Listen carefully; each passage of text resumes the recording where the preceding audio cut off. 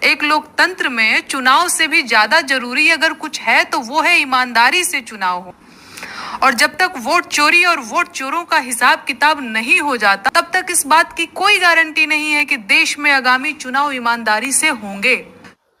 सभी साथियों का हमारे यूट्यूब चैनल में बहुत बहुत स्वागत। साथियों, अभी मुद्दा गरमाया हुआ है उपराष्ट्रपति का चुनाव। उपराष्ट्रपति का चुनाव कहें तो हमारे देश का एक ऐसा चुनाव जिसको जनता अपने द्वारा डायरेक्ट नहीं चुनती है।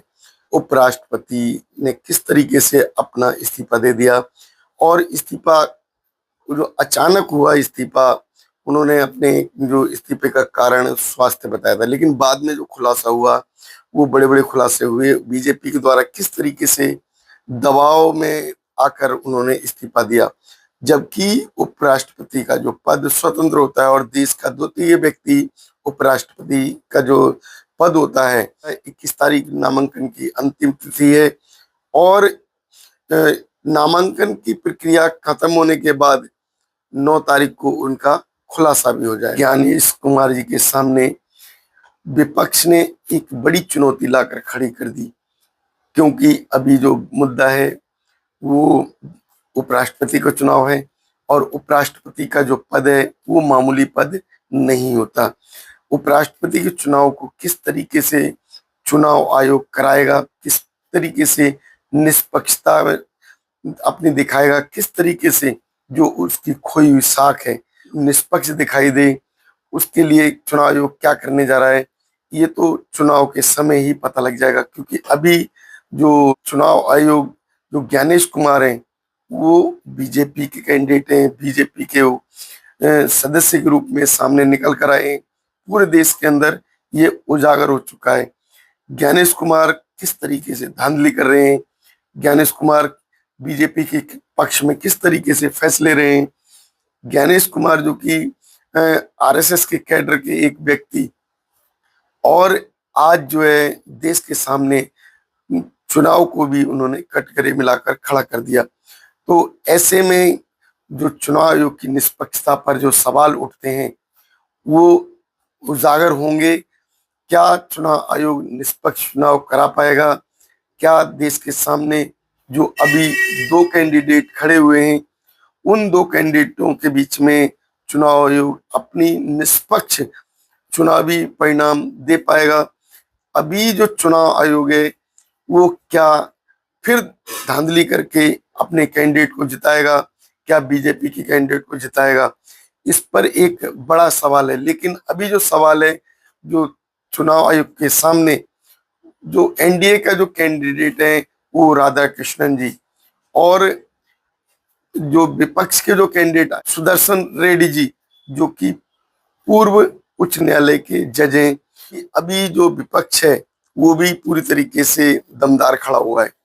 विपक्ष जो कि अब जो उनकी चुनौती देने के लिए सामने आ गया, विपक्ष ने भी अपना कैंडिडेट उतार दिया और बीजेपी के कैंडिडेट के सामने एक बड़ी चुनौती लाकर खड़ा कर दी।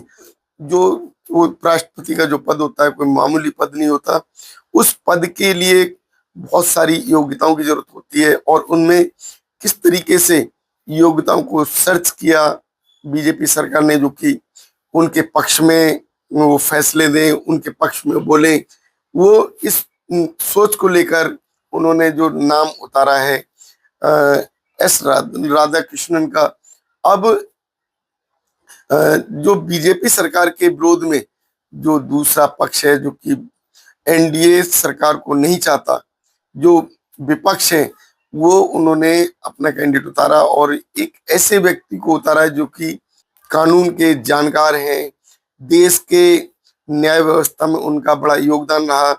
और इस तरीके से जो कैंडिडेट उतारने का उनका जो मकसद है वो एक मजबूती से खड़ा करके अपने कैंडिडेट को जिताने के लिए वहां लेकर आए हैं। अब जो बीजेपी सरकार के सामने एक बड़ी चुनौती है, चुनाव आयोग के सामने भी एक बड़ी चुनौती खड़ी हो गई है, क्योंकि अभी बीजेपी सरकार की भी थूथू हो रही है।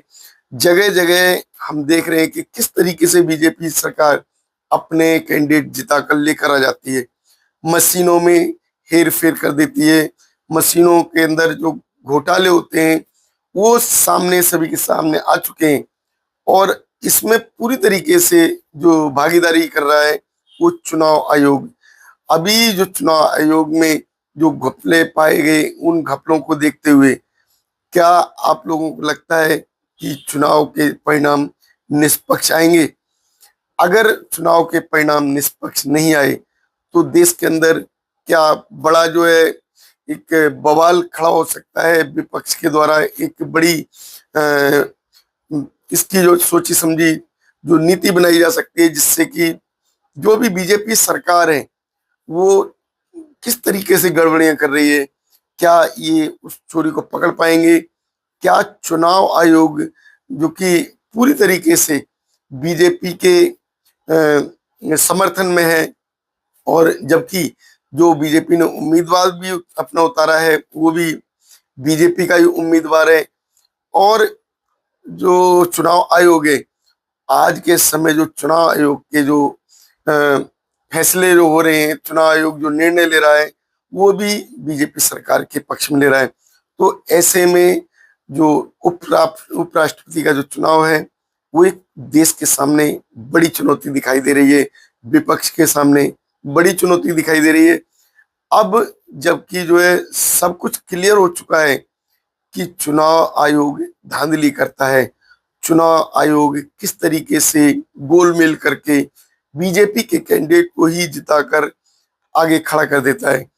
अब जबकि उपराष्ट्रपति का चुनाव वो किस तरीके से उपराष्ट्रपति को चुनकर चुनाव आयोग लेकर आता है, उसमें क्या क्या गड़बड़ी करता है, ये अभी उनके सामने एक बड़ी चुनौती आ जाएगी। क्योंकि अभी तक जो चुनाव आयोग के बिहार के इलेक्शन को लेकर जो बड़ी बड़ी धांधलियां आ रही हैं सामने, वो किस तरीके की धांधलियां हैं और किस तरीके से उन्होंने अपने जो है कार्यकाल को समाज के सामने, देश के सामने एक प्रश्न चिन्ह लगाकर खड़ा कर दिया।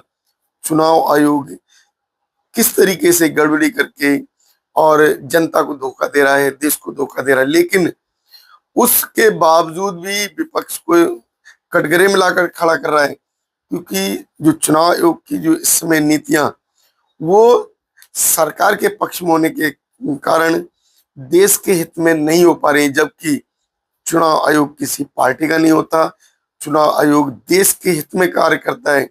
चुनाव आयोग की निष्पक्षता वो होनी चाहिए, क्योंकि जब देश में चुनाव आयोग नहीं रहेगा तो लोकतंत्र कैसे रह जाएगा? अगर चुनाव आयोग की निष्पक्षता नहीं होगी तो देश के अंदर लोकतंत्र कैसे निष्पक्ष हो पाएगा? तो अभी का जो देखा जा रहा है, चुनाव आयोग की जो नीतियां वो सरकार के पक्ष में होने के कारण वो क्या अभी के जो विपक्ष के उम्मीदवार हैं, सुदर्शन रेड्डी जी जो कि पूर्व न्यायाधीश रहे हैं उच्च न्यायालय के, और एक सरकार के द्वारा जो सोची समझी जो चाल है वो क्या नाकाम हो पाएगी, और देश के सामने क्या उपराष्ट्रपति निष्पक्ष चुने जाएंगे? अब ये देखने का जो समय बहुत जल्दी आपके सामने आने वाला है। क्यों साथियों, क्या चुनाव आयोग निष्पक्ष चुनाव करा पाएगा, क्या निष्पक्ष परिणाम दे पाएगा, और बीजेपी का कितना दबाव है ये भी देखने को मिलेगा, क्योंकि चुनाव आयोग बीजेपी का गुलाम है। अब आप लोग क्या सोचते हैं, आप लोगों क्या राय है, हमारे चैनल पर अवश्य बताएं। अपनी जो भी राय है वो हमारे कमेंट बॉक्स में शेयर करें। धन्यवाद।